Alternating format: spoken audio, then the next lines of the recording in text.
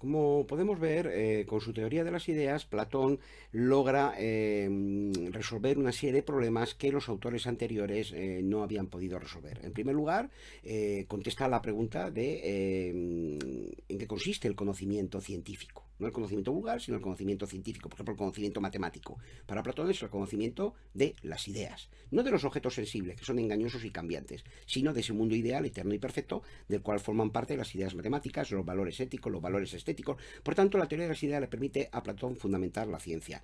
Luego, además, le permite también fundamentar la ética y la estética. Es decir, le permite contestar a la pregunta de qué son los valores. Los valores no son objetos sensibles, son seres ideales, son ideas, ¿no? Y también, además, como veremos al final del tema, le permite dar respuesta al problema político. Los políticos, si quieren no caer en la corrupción, deben de guiarse por ideales. Deben tener la brújula de las ideas, de los valores éticos ideales, para no caer en la corrupción y gobernar correctamente el Estado. Pero eso lo veremos más adelante.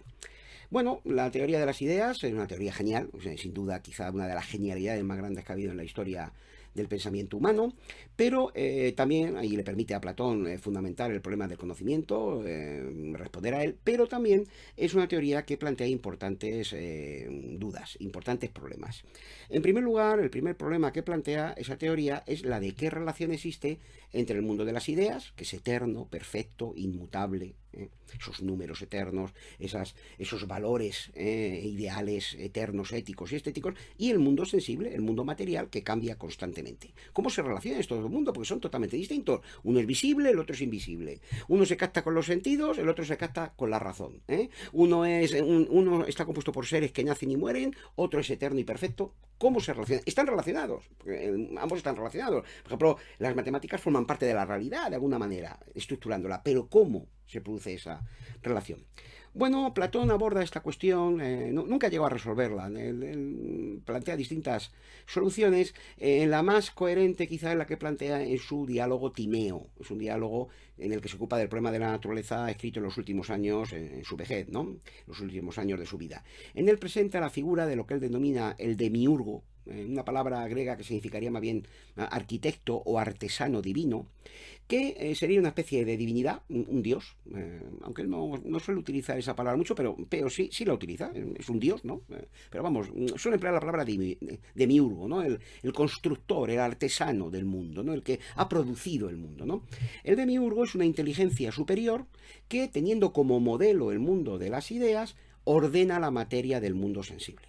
De la misma manera que un arquitecto humano tiene en la mente el plano matemático del edificio que va a construir y luego organiza los materiales de conformidad con ese conjunto de ideas matemáticas que él ha plasmado en el plano de su edificio, también el demiurgo tendría en su inteligencia suprema, ¿no? Los modelos ideales de matemáticos, geométricos, estéticos, éticos del universo, y de conformidad con esos ideales matemáticos, con el mundo de las ideas, organizaría el caos de la materia sensible, y el producto de esa organización sería el cosmos que observamos organizado de conformidad con la proporción, con la medida, con la belleza, un cosmos matemáticamente ordenado. El segundo problema que plantea la teoría de las ideas, el anterior no llegó a resolverlo bien Platón, pero este, que tampoco se puede decir que sea definitiva su respuesta en absoluto, pero la respuesta es bastante más sólida, ¿no? El segundo problema es el de el propio conocimiento de las ideas, ¿no? Si las ideas forman parte de un mundo distinto del mundo sensible, de un mundo aparte, de un mundo superior, ¿cómo podemos llegar a conocerlas? Pues nosotros estamos en el mundo sensible desde que nacemos, ¿no? Platón responde a esta cuestión con su antropología, es decir, con su teoría del ser humano. Y aquí entramos en el segundo de los grandes problemas de la EBAU, que es el problema de la antropología, el problema del ser humano, que en Platón siempre está unido al tema del conocimiento y de la metafísica, ¿eh? Por tanto, tenéis siempre que ponerlos juntos en algún tipo de examen que os puedan hacer, en el que os pregunten por la teoría del conocimiento o por el problema del ser humano en la EBAU, ¿no? Para Platón, del mismo modo que hay dos mundos, el mundo sensible y el mundo inteligible, el mundo material y el mundo de las ideas, copiando el mundo material al mundo ideal, también el ser humano se divide en dos partes, el cuerpo y el alma. El cuerpo forma parte del mundo sensible, porque es visible, cambiante, nace y muere, mientras que el alma es afín, se parece al mundo de las ideas, porque es inmortal, eterna, perfecta y posee la razón y la inteligencia. Alguno dirá, ¿y por qué esto se lo inventa Platón? No, hay un motivo muy importante. Hay varias razones, pero una de ellas, para sostener que el alma es inmortal y se parece a las ideas, es muy sólida, ¿no? Y es que en el ser humano tiene que haber algo que sea capaz de conocer las ideas. Y de hecho las conocemos. Cuando hacemos matemáticas las estamos conociendo, ¿no? O cuando hacemos una obra de arte. Estamos intentando idealizar el objeto que estamos pintando, ¿no? Por tanto, tiene que haber en el ser humano algo que se parezca al mundo de las ideas, porque si no, no podría conocerlo. Porque para los griegos es fundamental el concepto de que lo semejante conoce lo semejante. Por tanto, tiene que haber en nosotros algo que sea capaz de conocer las ideas porque es semejante a ellas. Y puesto que las ideas son eternas, perfectas, tiene que haber en nuestro interior algo que sea eterno, perfecto e inmortal como las ideas. Esa parte es el alma. Y dentro del alma, porque veremos que el alma es compleja, ¿no? La razón, el alma racional. Para explicar por qué el alma es inmortal, en su diálogo Fedón, Platón presenta dos argumentos. El primero es el llamado argumento de los contrarios, un argumento según el cual todas las cosas se originan a partir de su contrario, tienen una relación con su contrario, y por tanto la vida está en relación con la muerte. Si solamente existiera la muerte, pues actualmente todos los seres estarían muertos, y no es así. Por tanto, está claro que la vida tiene que surgir de la muerte en un círculo eterno y por tanto nada llega a morir definitivamente. En segundo lugar, presenta un argumento que es muy importante, sobre todo para los textos de la EBAU, que es el argumento de la reminiscencia o del recuerdo de las ideas. Para Platón podemos conocer las ideas porque ya las tenemos en nuestro interior. Y esto implica, digamos, ponerlo en relación con su concepción de la vida del más allá. Para Platón, antes del nacimiento, antes de caer en el cuerpo, el alma humana ha contemplado las ideas en el mundo, digamos, inteligible. En el momento del nacimiento, el alma cae al cuerpo, queda encerrada en él, como si fuera una cárcel, y en el interior del cuerpo ella olvida las ideas, aunque ese olvido no es completo.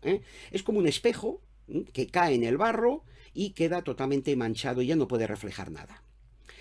Pero, según Platón, en el mundo sensible, a medida que el alma va madurando y va conociendo los objetos de la realidad, por ejemplo, va contemplando objetos bellos, comienza a rememorar ese mundo de las ideas. Podemos conocer las ideas, por tanto, por ejemplo, la idea de la belleza, contemplando objetos bellos. Podemos recordarla, porque ya está en nuestro interior, igual que la imagen se refleja en el espejo, pero hay que limpiar ese espejo del barro sensible, purificarlo de la materia sensible, para que refleje bien esa realidad superior. Por tanto, para Platón, conocer es recordar.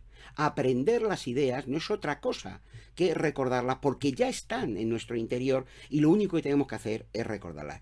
Para Platón, por tanto, el aprendizaje y la educación no son otra cosa que recuperar un conocimiento, el conocimiento de las ideas que nuestra alma ya poseía pero que ha perdido y que es necesario recuperar.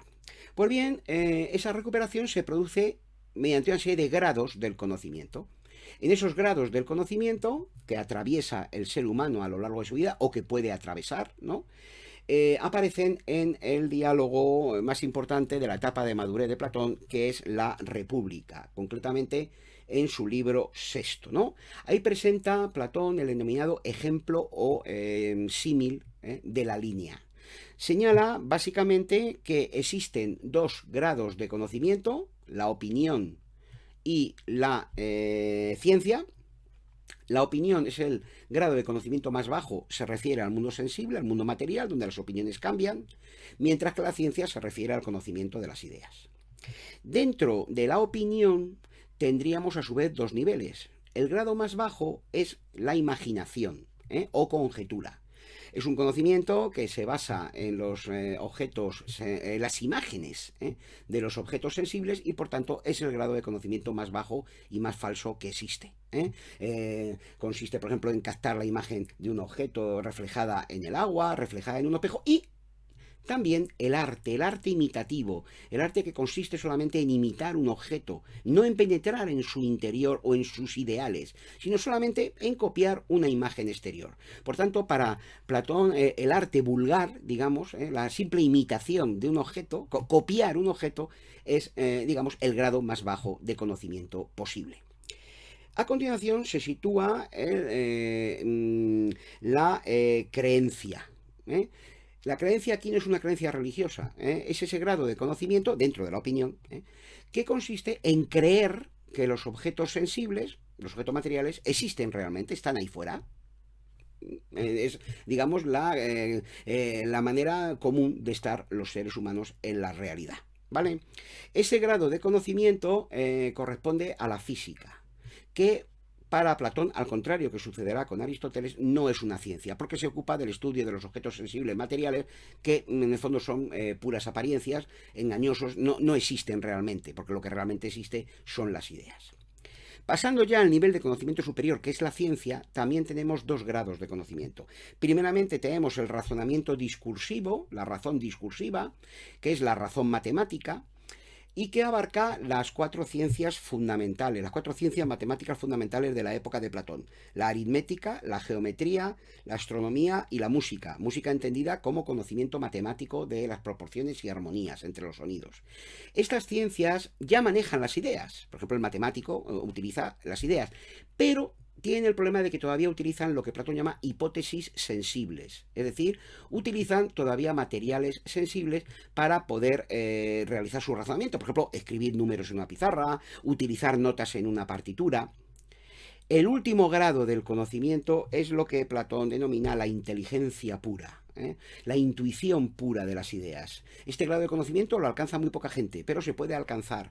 En este grado del conocimiento, en el que la razón contempla la idea pura, pues ya se prescinde de cualquier base sensible, el individuo, mediante el puro ejercicio de la razón, llega a ascender hasta el mundo ideal y contemplar las ideas en sí mismas como un puro pensamiento, como un puro concepto. Es un grado evidentemente reservado a los filósofos que han alcanzado, mediante un entrenamiento de años y años, y sobre todo de ejercitarse mucho en la matemática, en la música, en la astronomía, a contemplar ese mundo ideal perfecto. Esa razón intuitiva, esa inteligencia pura, ¿no?, tiene como ciencia fundamental la dialéctica. Y esa dialéctica consiste en establecer relaciones entre ideas para irse remontando de unas en otras hasta llegar a contemplar, a conocer la idea suprema del bien en esa cúspide de la pirámide ideal a la que se eleva el conocimiento humano. Para ejemplificar esta teoría del conocimiento, Platón expone su famoso mito de la caverna en el libro séptimo de la República. En ese mito, en esa narración, Platón señala que la vida del ser humano se parece a la de unos prisioneros que están encerrados en una profunda caverna desde su nacimiento y por tanto no conocen nada del mundo exterior.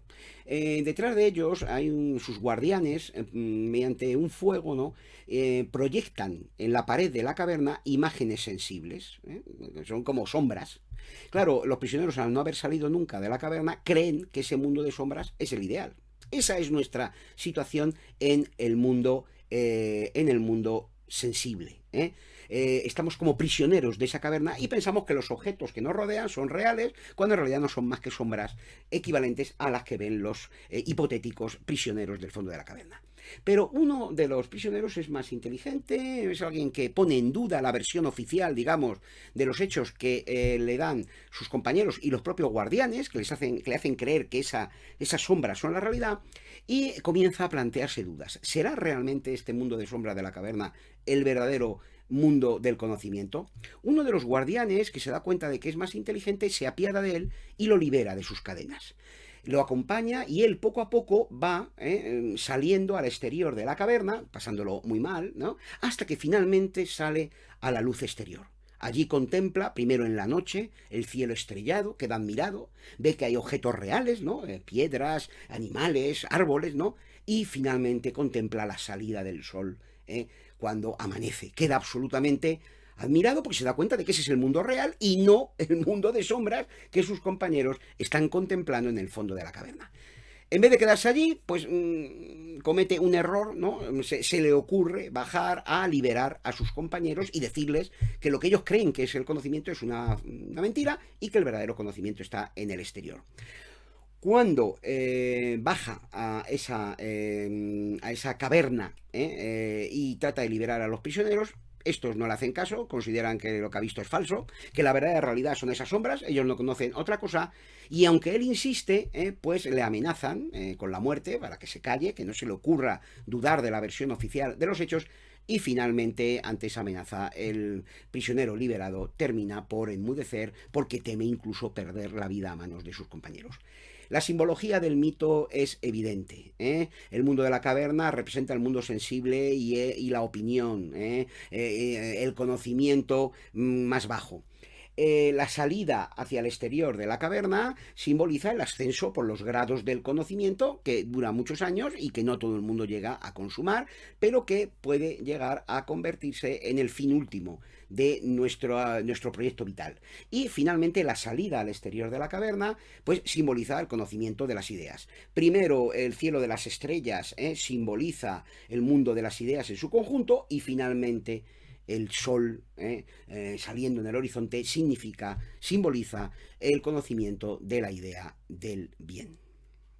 Con esto tendríamos expuestos los conceptos fundamentales de la teoría del conocimiento platónica.